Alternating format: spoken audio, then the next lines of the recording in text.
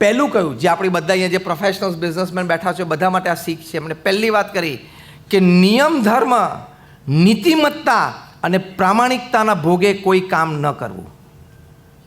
આ think different. Think routine શું છે?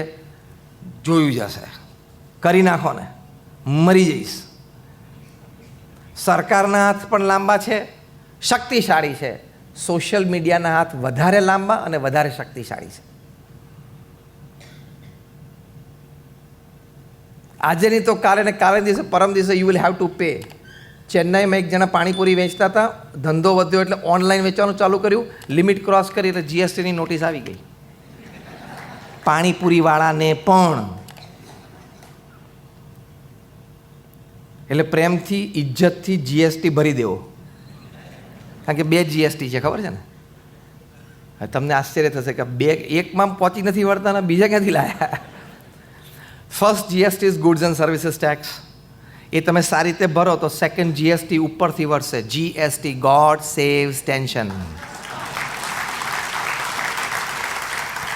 એ નીતિમત્તા છે, જે પ્રમુખ સ્વામી મહારાજે કહ્યું હોય કે નિયમ ધર્મ, નીતિમત્તા અને પ્રામાણિકતાના ભોગે કોઈ કામ કરવું નહીં. આ think different. Think routine is જોયું જશે, કરી લેશું, કહી દેશું, કશું જ નહીં ચાલે, ટાણું આવશે ત્યારે.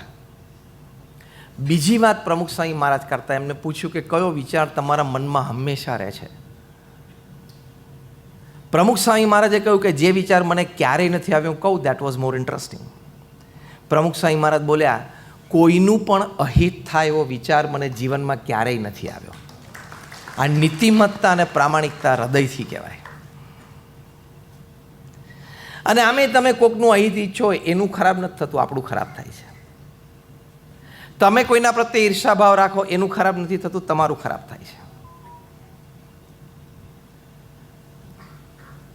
તમે હુન્ડાઈ ગાડી ફેરવતો હોય, બાજુના ઘરમાં કોઈક મર્સિડીઝ ગાડી લાવે અને તમને ઈર્ષા થાય, what makes him the difference? Nothing. તમને હૃદયમાં બળતરા થાય, તમારી હેલ્થ ઉપર આવે, તમારી મેન્ટલ હેલ્થ ઉપર ઇસ્યુ આવે, એ તમને પ્રોબ્લેમ છે.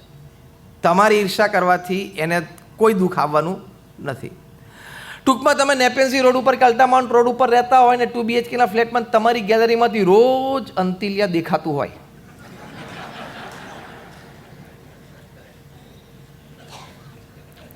રોજ ગેલેરીમાં આવી જો કે ક્યારે પહોંચશું, 27 માળનું છે. It's the world's costliest residence. It is costlier than the Clarence House where king Charles stays in London. એના કરતાં પણ એ કોસ્ટલીયર છે. તો તમને તમારી જાત મહેનતથી કમાયેલો 2 BHKનો આનંદ આવે? એ વખતે થિંક ડિફરન્ટ.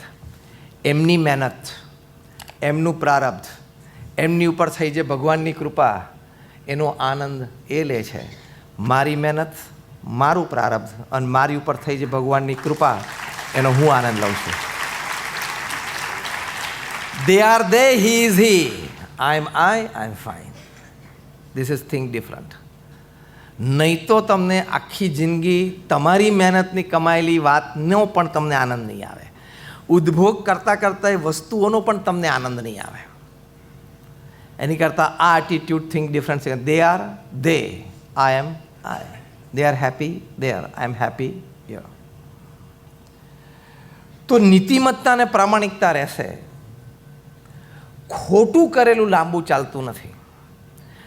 અનીતિથી કમાયેલી કોઈ પણ ચીજ, કમાયેલું કોઈ પણ ધન, એ આજે નહીં તો કાલે દુઃખદાયી તો છે જ. કર્મનો સિદ્ધાંત પણ લાગુ પડે છે. માટે પ્રથમ મોટી વાત થિંક ડિફરન્ટમાં નીતિમત્તા અને પ્રામાણિકતાથી જ મારે કાર્ય કરવું છે અને કમાવું છે. અનીતિ અને અપ્રામાણિકતા બીજા રાખતા હોય ને વધારે કમાતા હોય તો એને મુબારક છે. મારે માર્ગે જવું નથી. એ થિંક ડિફરન્ટ કળિયુગમાં 21મી સદીમાં. તો તમે સુરક્ષિત છો, તમારો પરિવાર સુરક્ષિત છે, તમારું ભાવિ સુરક્ષિત છે. નહીં તો બધું અને 3 વસ્તુ જોખમાઈ જાય છે. નીતિમત્તા રાખતા રાખતા કડક પુરુષાર્થ કરવાનો જીવનમાં હંમેશા ધ્યેય રાખો. There is no alternate to hard work. આપણે એક વખતના પ્રધાનમંત્રી શ્રીમતી ઇન્દિરા ગાંધી કહેતા, કઠોર પરિશ્રમનો કોઈ વિકલ્પ નથી. આપણે ભારત દેશને $5 ટ્રિલિયન ઇકોનોમી બનાવી છે અને બનશે જ. By 2047 will be more than 30 to 35 trillion economy. પણ એની માટે દરેકે શ્રદ્ધાથી પોતપોતાના કાર્યક્ષેત્રમાં પુરુષાર્થ કરવો, કડી મહેનત કરવી. પુરુષાર્થ એ મનુષ્યના જીવનની ફરજ છે. ફરજ કરતાં પણ આગળ એ મનુષ્યના જીવનની જવાબદારી છે. જવાબદારી કરતાં પણ આગળ એ ડિગ્નિટી એટલે ગૌરવ છે. Hard work is not just duty, it is an endeavour. Not just endeavour, it is a dignity. ત્યાં આફ્રિકામાં, ઈસ્ટ આફ્રિકાના જંગલોમાં એક સરસ કહેવત છે, બહુ સમજવા જેવી કહેવત છે કે every morning when the sun rises the slowest deer has to run faster than the fastest lion to see the evening. રોજ સવારે સૂર્યોદય થાય એટલે ધીમામાં ધીમું જે હરણ દોડતું હોય ને એને મિનિમમ રિક્વાયર્ડ ઝડપીમાં ઝડપી સિંહ દોડતા કે થોડુંક તો ઝડપી દોડવું જ પડશે ટુ સી ધ ઇવનિંગ. અને vice versa, the slowest lion has to run minimum faster than the slowest deer to see the evening. નહીં તો એ ભૂખ્યો મરી જશે, એ સાંજ નહીં જોવે. નીચે સિદ્ધાંત લખ્યો છે, and that principal is whether you are the lion or the deer, when the sun rises you have to run. તમે સિંહ હો કે હરણ હો, સૂર્યોદય થાય એટલે દોડવું તો પડશે. પ્રમુખ સ્વામી મહારાજ 51 વર્ષે ગુરુપદે આવ્યા. જ્યારે લોકો રિટાયરમેન્ટના વિચારો શરૂ કરે એના મનમાં, ત્યારે પ્રમુખ સ્વામી મહારાજે કરિયર સ્ટાર્ટ કરી. આ બહુ યુનિક અદ્ભુત ઘટના છે આ પૃથ્વી ઉપર. 51 વર્ષે ગુરુપદે આવ્યા ઇન 1971. પછી એમણે જે પ્રચંડ પુરુષાર્થ કર્યો એના લીધે આ BAPS સંસ્થા આજે વિશ્વવ્યાપી છે. એના લીધે આ BAPS સંસ્થા one of the largest NGOs of the world છે, with a permanent status in the United Nations as an NGO. એમનો પ્રચંડ પુરુષાર્થ પોતાની ઉંમર 51 થી 95 દરમિયાન એ દુનિયાના 60 દેશોમાં 18,000 ગામો અને શહેરોમાં જાતે વિચરણ કર્યું. ફરવા માટે નહીં. 24 વખત અમેરિકા ગયા, પણ ડિઝનીલેન્ડ ઓર્લેન્ડોમાં અને કેલિફોર્નિયામાં હોલિવૂડ જોવા કોઈ દિવસે ગયા નથી. વ્યક્તિગત જીવનમાં ઉત્કર્ષ થાય, ચારિત્રનું ઘડતર થાય, પારિવારિક જીવનમાં સમ સુરત ભાવ અને સંસ્કાર રહે, જાહેર જીવનમાં લોકસેવા દીપી ઉઠે. અનેક આવી નાની મોટી સામાજિક ધાર્મિક સંસ્થાઓ હોય, એ લોકોની એ પોતાની પ્રવૃત્તિ વધારે શુદ્ધિથી કરી શકે એવી પ્રેરણાઓ આપવા માટે સમાજમાં વિચર્યા.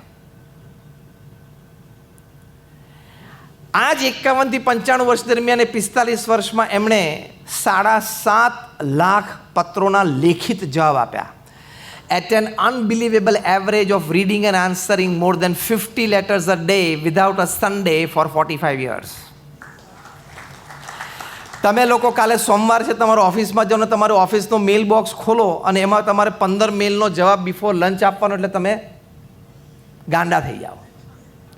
પ્રમુખ સ્વામી મહારાજે રિસ્પોન્સિબલ આન્સરિંગ 50 પત્રો એવરેજ 45 વર્ષ સુધી. અચ્છા, એ જ 51 થી 95 વર્ષ દરમિયાન પ્રમુખ સ્વામી મહારાજે 3.5 લાખ ઘર, ઓફિસ, ફેક્ટરી કે દુકાનમાં પધરામણી કરી ટુ સેન્ટિફાય ઇટ. એ 45 વર્ષ દરમિયાન રોજ સાંજે આવી રીતે 2 કલાક સત્સંગ માટે એમને કાઢ્યો. એ જ 45 વર્ષ દરમિયાન પ્રમુખ સ્વામી મહારાજે 40 લાખ લોકોને વ્યક્તિગત મુલાકાત આપી, સવાર બપોર સાંજ. એમના પ્રશ્નો સાંભળ્યા, એનો જવાબ આપ્યો. Pramukh Swami Maharaj, a very conservative figure, he knew 25,000 people by name and face. 25,000 લોકોને નામ અને ચહેરાથી ઓળખતા. 500 થી વધારે પરિવારોની 4 પેઢી એમણે જોયેલી. 300 થી વધારે પરિવારોની 3 પેઢી એમણે જોયેલી, અને બધાને યાદ હતા. એ જ 45 વર્ષ દરમિયાન પ્રમુખ સ્વામી મહારાજે અમારા જેવા 1200 સંતોને દીક્ષા આપી. એમાંથી 900 થી પણ વધારે સંતો graduates, post graduates, chartered accountants, doctors અને એન્જિનિયર્સ છે. એમાંથી 150 થી પણ વધારે સંતો બોર્ન અમેરિકન અને બ્રિટિશ સિટીઝન છે. એમાંથી 50 થી પણ વધારે સંતો આઈવી લીગ્સ જેવી કોલેજમાં ભણ્યા છે. આ તમને મેં એટલા માટે કહ્યું કે તમને એમ ન લાગે કે નહીં ફાવ્યું નહીં જામ્યું એટલે અહીં ગોઠવાઈ ગયા. હા, ઘણા લાગે કંઈ જામ્યું નહીં હોય ને એટલે અહીંયા ગોઠવાઈ ગયા. બધું જામેલું હતું, બધું ગોઠવાયેલું હતું. પ્રમુખ સ્વામી મહારાજના જીવનની પવિત્રતા, પ્રમુખ સ્વામી મહારાજના જીવનની નિસ્વાર્થ સેવા અને પ્રમુખ સ્વામી મહારાજની ભગવાન પ્રત્યેની શ્રદ્ધા, એ 3 વસ્તુ જોઈને અમે અહીં આવ્યા છીએ. We know why we are here, we know what we are suppose to do, we know what we are doing and we are perfectly on the track.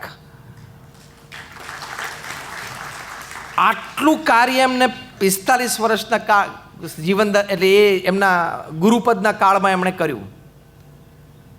તો આપણે તેમની દ્રષ્ટિએ ઘણા બધા યંગ છીએ. તમે કદાચ રિટાયર થયા હોય ને તો પણ તમારા ઘરની બાજુમાં કોઈ સમાજ સેવા સંસ્થા હોય ને ત્યાં સાંજે 2 કલાક સેવા આપવા માટે જવું. તમારી શરીર અને બુદ્ધિની શક્તિ સારી રહેશે, તમારા મૂડ સારા રહેશે, તમે ડિપ્રેશન સ્ટ્રેસમાં નહીં આવો, કંઈક થોડીક સમાજ સેવા થશે, તમે આનંદમાં રહી શકશો. અને પરિવારમાં જે યંગર જનરેશન છે, ટિકિટ લાઇટલી, એ સાંજે 2 કલાક હાશ અનુભવશે.